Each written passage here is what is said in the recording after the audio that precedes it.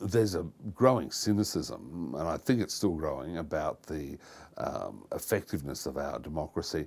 I think mostly because of the distance between the people and the politicians, that there's a concern, and a justified concern amongst electors, that the politicians, who are only up for election every 3 years or 4 years, aren't that concerned about the interests of the electors. They're more concerned, with following the directives of their party and ensuring they have the support of rich people and powerful media moguls, because they're very useful in winning elections, to have money and good press. So I think that's what's opened up a gap between the people and the politicians. I think a bad moon is rising over democracy in our times, and you can see lots of threats to it, and you can see grumblings and some anxieties mounting about democracy.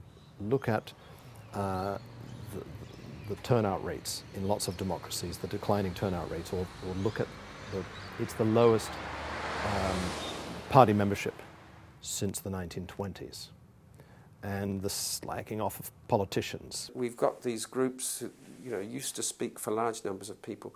Now they're they're just an in-house tight group of apparatchiks.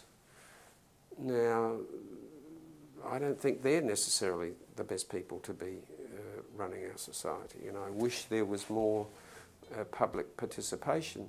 But the transformation in our society is such that people say, they haven't got time for it, they're too busy, or it's too boring. I don't want people to be turned off it too much, because then I think the system is in danger. I wanted to find out who our representatives are and why they entered politics. And to do this, I chose to interview people from different political leanings and levels of government. I started with the Mayor of my local council, Dr. Peter MacDonald, who also served as an independent for 8 years in the New South Wales Senate. I think one of the genuine reasons for getting involved in politics is that you get offended by something or you get angry. And in fact, it originally started with my observation that people were getting sick who were swimming in the beaches in the Manly community because of pollution from the sewage disposal. So that was what triggered my sense of an injustice. So there was an injustice there that the public authorities were spilling sewage onto a iconic beach, and not only was that inappropriate in terms of Australia's lovely coastline, but also the fact that some patients were getting sick. And I arranged a study with the Department of Health, and it showed beyond doubt that was the cause. I then started knocking on doors at government departments and said, do something about it, and realised that they weren't going to do anything. So that set the scene for getting involved. So I was a kind of, an accidental politician to that extent. I then travelled to Canberra, the nation's capital, and interviewed the Labor representative for Fraser, the Honorary Bob Macmullen, and Liberal ACT Senator Gary Humphries.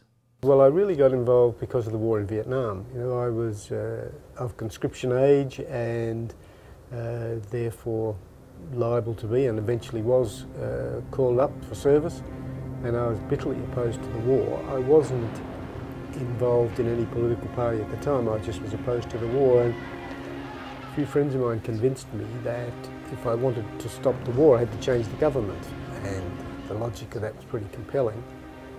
And so I had a few criticisms of the Labor Party at the time, but I joined because it was the only show that could stop the war. Well, I was interested in politics at a very young age.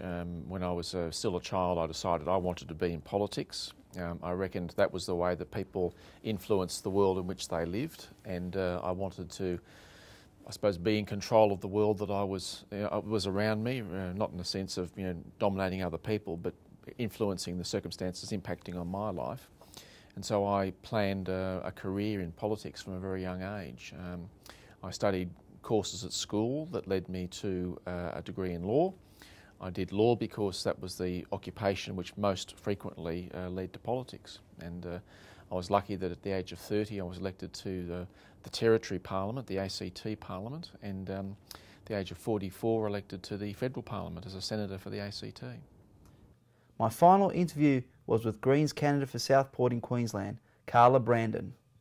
Me, I suppose I grew up, really didn't know very much about politics or really how the country worked and who operated it and so forth. And I guess as I got older, I just started to take more of an interest because I felt so, I suppose especially when I started to vote at 18, I sort of would look at the paper and think, well, I wouldn't have a clue because I don't know who these people are, I don't know anything about them.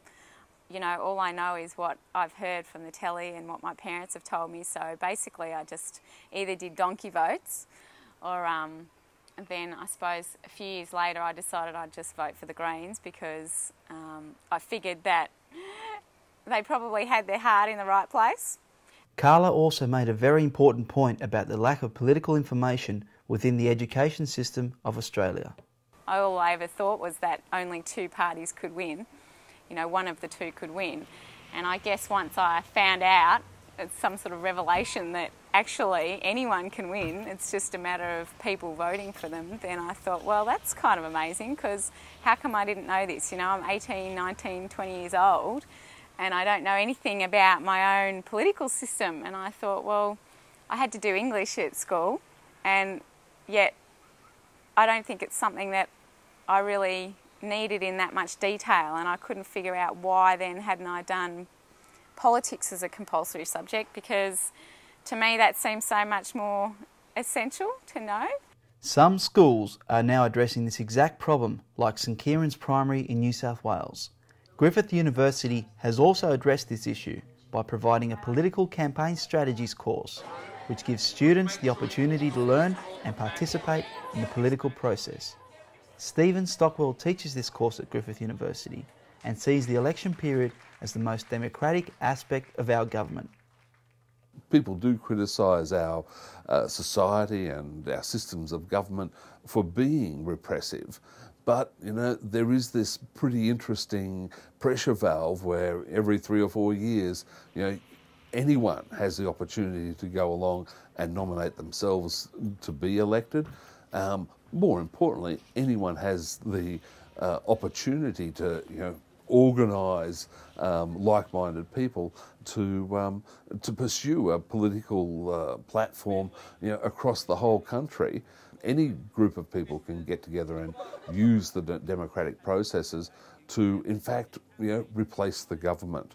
And I think that's the one, you know, really useful thing that democracy does. You know, it can never guarantee that you're going to elect a great government, but geez, it's very, very good at getting rid of bad governments. The experience of democracy, I think, involves sensing that the world and everything within it is changeable, can be altered through human will and decision. Not that it can be mastered, but that things that are given are never entirely given. And I like to say that democracy is a way of being, a set of institutions, set of values that enables the denaturing of power. That who we are and what happens is not simply a consequence of God or history with a capital H, or is not natural. That who gets what, when and how in human affairs is alterable thanks to democratic innovations, and that equality is important because no group or individual or class or organisation is entitled arrogantly to claim that they're better than others, that they know more, or that they have a superior right to govern others.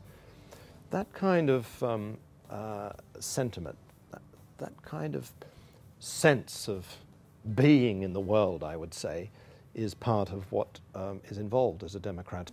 I suppose I've come to the view that the most important thing government can do is make a clearing in society for the growth and development of individuals' enterprise, talent, energy and creative spirit.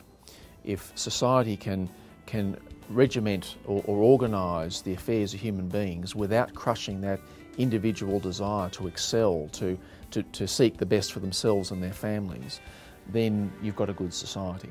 Society which crushes that does a great disservice to its citizens, which is why democracy in its best form has generally produced outcomes where people have been able to flourish in a creative sense, in a productive sense, where wealth has been generated, where people have a sense of their future being within their own power rather than the power of a government somewhere that tells them what they will do and when they will do it. That is the strength of democracy. It puts the power back into the hands of the people and no doubt improves the quality of life of its citizens.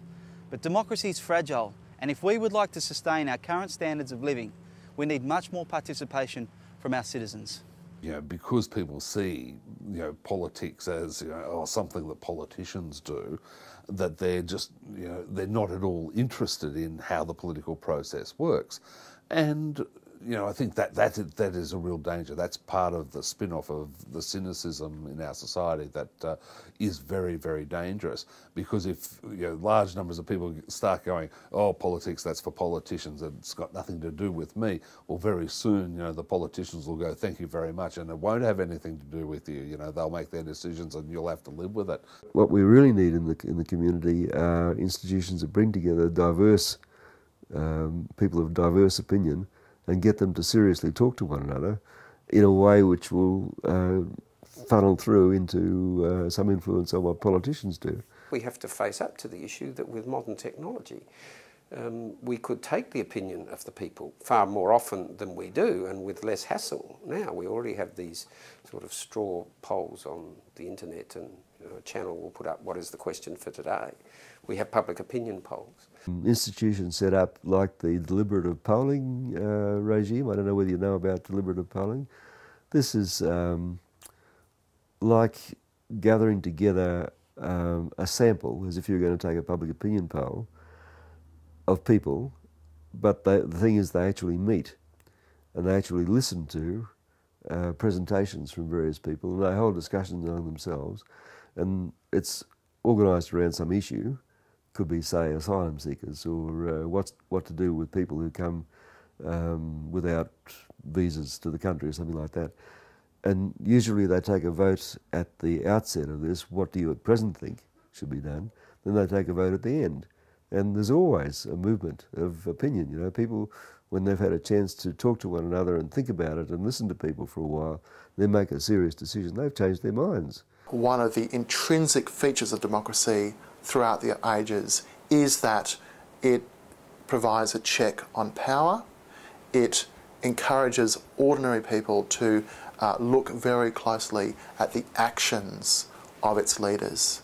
And I think in order for ordinary people to keep up this role in a democracy, they need to be reminded about why they're doing it. They need to be encouraged to be critical of their leaders and to understand what their role is in the democracy.